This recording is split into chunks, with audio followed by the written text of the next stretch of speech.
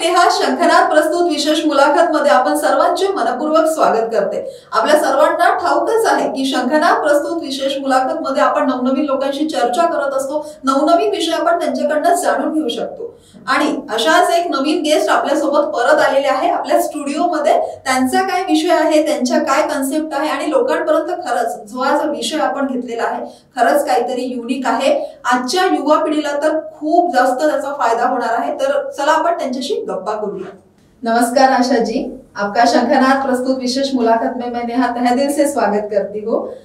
थोड़ा सा आप अपने बारे में हमारे दर्शकों को क्या बताना चाहोगे? पहले तो नमस्कार दर्शकों, और नेहा धन्यवाद तुम्हारा भी कि मुझे आपने अवसर दिया कि मैं दर्शकों तक अपने मन की बात पहुंचा सकूं। मैं एक बेसिकली टीचर थी पहले, और अब मैंने एक नई दिशा की ओर कदम रखा है नेहा। और मैं चाहती हूँ कि जो पब्लिक में चीजें बच्चे के जो विरोध आ रहा है, उनके अंदर जो गुस्सा आ रहा है, ये सब चीजों के प्रति मैं काम करूं और बच्चों को एक नई दिशा की ओर लेके जा सकूं। डेफिनेटली मैम, बहुत अच्छा और यूनिक टॉपिक है। चलो हम कम्युनिकेशन को स्टार्ट करते हैं। मेरा पहला सवाल ऐसा है कि सहन शक्ति क्या है?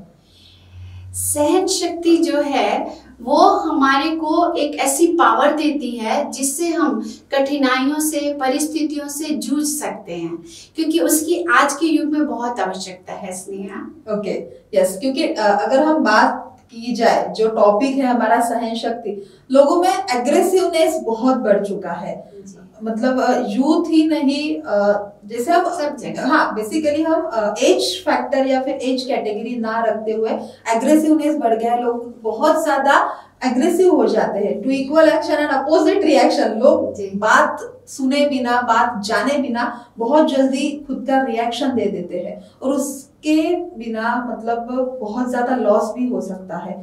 तो इसका क्या रीजन है, या फिर बेसिकली सहन शक्ति क्या होती है और वो रहना किस चीज के लिए इम्पोर्टेंट है? यहाँ मैं नेहा एक बात बताना चाहती हूँ। सहन शक्ति दो प्रकार की होती है। एक होती है मानसिक सहन शक्ति, एक होती है शारीरिक सहन शक्ति। दोनों की आज के युग में बहुत आवश्यकता है, क्योंकि हम किसी भी दायरे में जाते हैं इन चीजों की कमी हम पाते हैं। और मैंने ही अपने जीवन में अनुभव किया है कि जो लोग सहन शक्ति रखते हैं वो हमेशा आगे जाते ही हैं, सक्सेस की ओर जाते हैं। तो इसीलिए मैं इसके ऊपर आपसे बातचीत करने के लिए आई हूँ। तो पहली सहन शक्ति के बारे में हम बात करते हैं। पहली है मानसिक सहन शक्ति, सबसे ज्यादा इम्पोर्टेंट। मानसिक सहन शक्ति वो होती है जो हमें स्ट्रांग बनाती है, मजबूत बनाती है, हमारे लिए कई विकल्प खोल देती है, और हम सकारात्मक सोच रखने लगते हैं। हम अपने अंदर एक नई ऊर्जा का संचार देखते हैं। सहन शक्ति होती है तो हम कैसी भी परिस्थिति आती है, मानसिक सहन शक्ति होती है तो हम उससे निकल जाते हैं। इसलिए मतलब वो सबसे ज्यादा इम्पोर्टेंट है कि माइंड ये स्टेबल रहना चाहिए। हम बहुत बार सुनते हैं, हमारे बड़ों से सुनते हैं कि दिमाग ये ठंडा रखो। दैट्स ये रीजन ये है कि उससे अच्छा मतलब कुछ अग्रेसिव करने से अच्छा, या फिर कुछ नेगेटिव होने से अच्छा थोड़ा दिमाग शांत रखो, सब अच्छा होगा, राइट? ये तो हो गई फर्स्ट टॉपिक हमारा कि मानसिक सहन शक्ति। सेकंड वन इज क्या है? इसमें मैं थोड़ा और जोड़ देती हूँ। आपने मैथिली शरण गुप्त की भी मैंने एक कविता पढ़ी थी, उसमें उन्होंने लिखा था धैर्य सबसे जरूरी है। तो धैर्य होता है तो सहन शक्ति होती है। इसको बढ़ाने के लिए हम बहुत सारी चीजें कर सकते हैं। मैं उपाय बताना चाहती हूँ, जिनमें नहीं है वो कैसे इसको इम्प्रूव कर सकते हैं। सबसे पहले मानसिक सहन शक्ति के लिए आपको योगा करना चाहिए, एक्सरसाइजेस करनी चाहिए, संगीत सुनना चाहिए, मन की ऐसे फ्रेंड्स बनाने चाहिए जिससे आप मन की बात कर सकते हैं।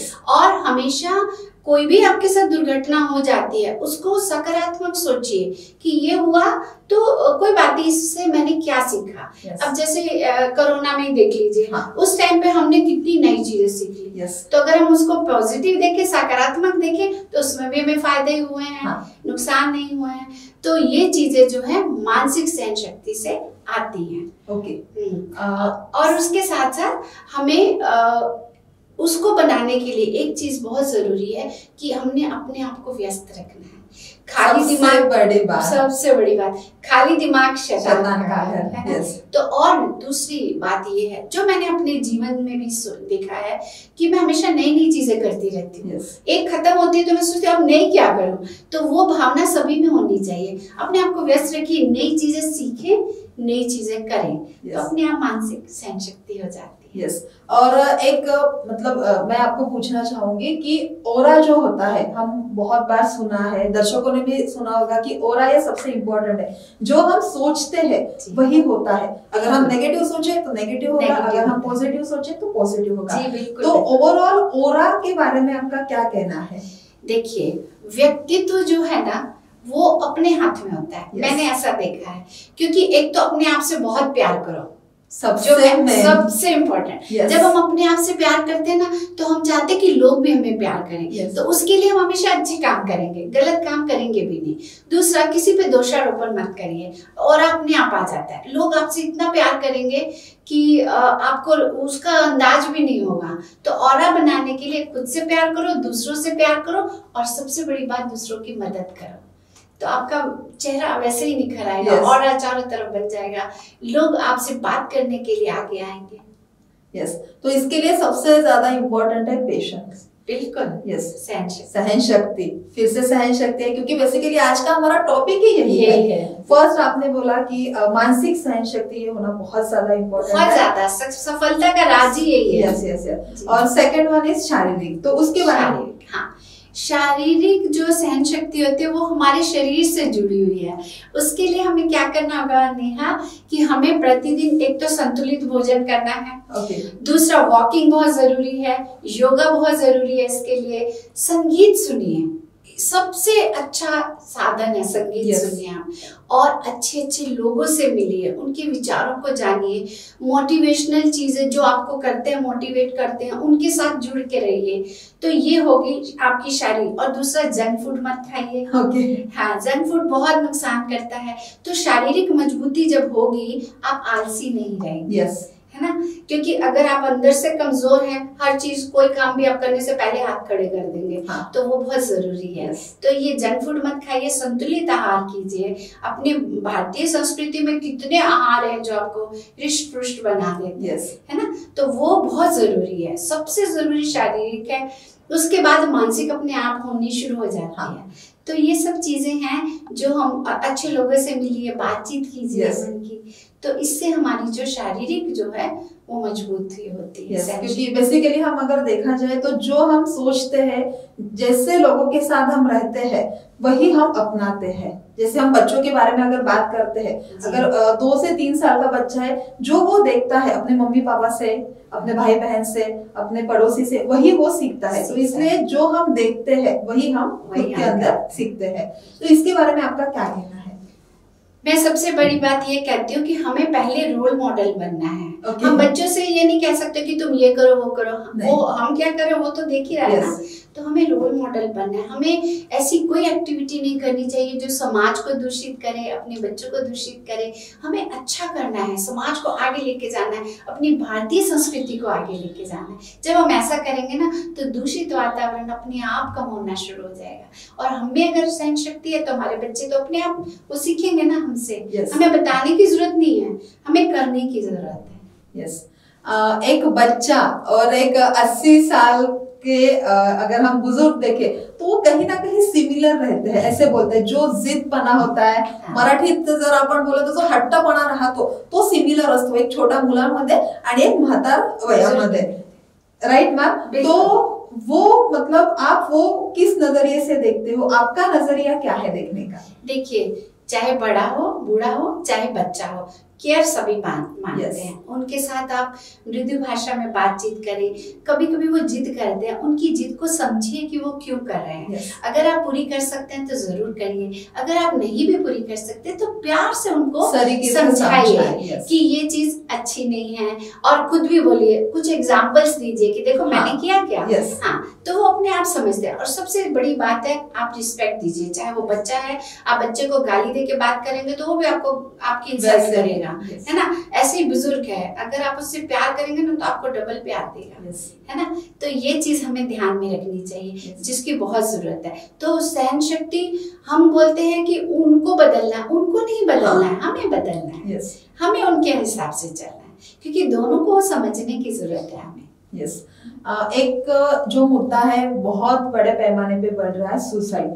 अगर हम सुसाइड की बात करें, इनकेस अगर 10 साल या 12 साल का बच्चा अगर सुसाइड करता है तो मतलब सच में बहुत निंदनीय ये बात है, बहुत दिल को कमजोर करती है। जो हम न्यूज सुनते हैं या फिर जो आजू बाजू में हम देखते हैं, जो एटमॉस्फेयर देखते हैं, तो इसका मुख्य कारण क्या है आपको ऐसे लगता है? मैं तो जो हमारा जो विषय है ना एकदम उससे जुड़ा हुआ है। एक तो सहन शक्ति लोगों में बहुत कम हो गई, चाहे उनके पेरेंट्स हो बच्चों के, चाहे वो टीचर्स हो, कोई भी हो, और बच्चों में भी वो चीज बिल्कुल। और उसका मेन कारण कभी कभी होता है खालीपन, या पेरेंट्स उनके साथ ठीक से जुड़ के नहीं रह पा रहे। ये बहुत बड़ा रोल है माँ बाप का, इवन टीचर्स का। बट टीचर्स चाहे तो उसकी दिशा ही बदल सकते हैं। तो वो सहन शक्ति खुद उनमें होनी चाहिए। बच्चे को समझना है, माँ बाप को भी बच्चे को समझना है कि वो किस सिचुएशन से गुजर रहा है। अगर हम उनसे फ्रेंड नहीं बनेंगे, उनसे बातचीत नहीं करेंगे, तो सुसाइड बच्चे करेंगे, किसके पास जाएंगे? तो या तो वो टीचर्स के साथ जुड़े हों, बात कर सके, तो टीचर्स को भी उनके साथ रूड व्यवहार नहीं करना चाहिए, फ्रेंड बनना चाहिए। अब फ्रेंड बन के देखो, समाज वैसे आधा सुधर जाएगा। तो हम सबको ये सोचना है कि बच्चों को हमारी बहुत आवश्यकता है। यस जैसे हमने स्टार्टिंग में बताया कि आप एज अ टीचर भी वर्क कर चुके हैं, तो ऑब्वियसली आप एक बच्चों को बहुत अच्छी तरह से समझते हो, क्योंकि अगर बात की जाए तो घर से अगर बच्चा बाहर निकलता है तो वो सेकंड उनके पेरेंट्स वो गुरु ही रहते हैं। मतलब जितना बच्चा घर में नहीं रहता उससे ज्यादा स्कूल या कॉलेजेस में रहते हैं। जो गुरु सिखाते हैं, जो वो देखते हैं, वही वो अपने अंदर मतलब एज इट इज वही वो परफॉर्मेंस करते हैं घर में भी। तो ओवरऑल आपका एक्सपीरियंस ये किस तरह से रहा है, या फिर बच्चों की थिंकिंग क्या है एक समझने के लिए? वो क्या रहना इम्पोर्टेंट है? देखो नेहा, मैं इतने साल 25 साल में इस फील्ड में रही हूँ, और मैंने बच्चों से बहुत प्यार पाया है, और मैंने भी दिया है। तो बच्चे, आप उनको जहां आपको गुरु बनना है गुरु बनिए, स्ट्रिक्ट रहिए, लेकिन उसमें भी बच्चों का अपमान नहीं आप कर सकते। आप अपमानित करेंगे तो बच्चा ना आपको प्यार करेगा, ना आपके सब्जेक्ट को प्यार करेगा। आप पहले तो उनके साथ दोस्त बनिए, उनकी मन की भावनाओं को जानिए और प्यार दीजिए। जितना प्यार आप देंगे वो आपसे जुड़ेगा, और ऐसी स्थिति कभी फ्यूचर में आएगी नहीं कि उसको किसी परेशानी का सामना करना पड़े। बच्चे मेरे से अपने मन की हर बात बोलते थे, कुछ बातें जो माँ बाप को भी नहीं बोल सकते वो मुझसे आके बोलते थे, गुरु को बोलते हैं। तो वो हमें बनना पड़ेगा सभी को। टीचर्स को मैं देखती हूँ कभी कभी टीचर्स कुछ अपशब्द भी बच्चों को बोलते हैं, नहीं बोलना है, क्योंकि अगर हम बोलेंगे तो वो भी तो बोल सकता है। सिमिलर वही सोचेंगे और वही बोलेंगे। तो दिशा हमें बदलनी है, बच्चों को नहीं। Yes yes yes definitely. अगर हम थोड़ा सा पास्ट में जाते हैं, जैसे हम 21st सेंचुरी में हम अभी रह रहे हैं, तो आज का एटमॉस्फेयर और मतलब जैसे 40 या 50 साल के पहले का एटमॉस्फेयर, पहले तिरस्कार की भावना, एक एग्रेसिव की भावना नहीं थी, उसका मुख्य कारण क्या लगता है आपको? मेरे को ये लगता है कि उस समय समाज बहुत सोशलाइज्ड था। मतलब हम मेरे पेरेंट्स ही मेरे पेरेंट्स नहीं है, मैं हमारे आसपास के जो लोग होते थे वो भी अपना परिवार ही लगता था। खाना खाने के लिए भी ये इनफैक्ट बात है, मैं जब छोटी थी अगर मदर घर में नहीं तो हम किसी भी आंटी के पास चले जाते, आंटी भूख लगी, वो फट से रोटी बनाएंगे। तो मतलब वो भावना बच्चों में होती है। अगर कोई भी राह चलता भी बच्चा है ना, आंटी उनको कोई भी काम बोलेंगे वो दौड़ के करता था। तो ये मेरा बच्चे वाली भावना उस टाइम बहुत होती थी कि सबके बच्चे मेरे बच्चे। जिस दिन ये फीलिंग आ जाएगी ना, तो हम बच्चों के साथ अच्छा व्यवहार, और वो हमारे समाज का आने वाले युग के सब कुछ वही है, शिष्टा है वो। तो हमें उनको एक सही माहौल देना पड़ेगा। तो वो यही फर्क है कि आजकल लोग इतने व्यस्त हो चुके हैं कि उनको अपने बच्चों को ही देखने का समय नहीं है, तो सोशल क्या होंगे। तो सोशल और संयुक्त परिवारों की कमी होती जा रही है, जिसकी वजह से ये सारी चीजें समाज को बर्बाद कर रही है, मेरा ये कहने का। ओके जैसे आपने बोला कि आप एज अ सोशल वर्क भी बहुत बड़े पैमाने पे आपका नाम है, आपके बहुत अच्छे काम है, तो सहन शक्ति के बारे में अब तक कुछ सेमिनार्स या टॉपिक ऐसे कुछ या फिर टॉक शो ऐसे कुछ आपकी तरफ से हुआ है? जी बिल्कुल होता है।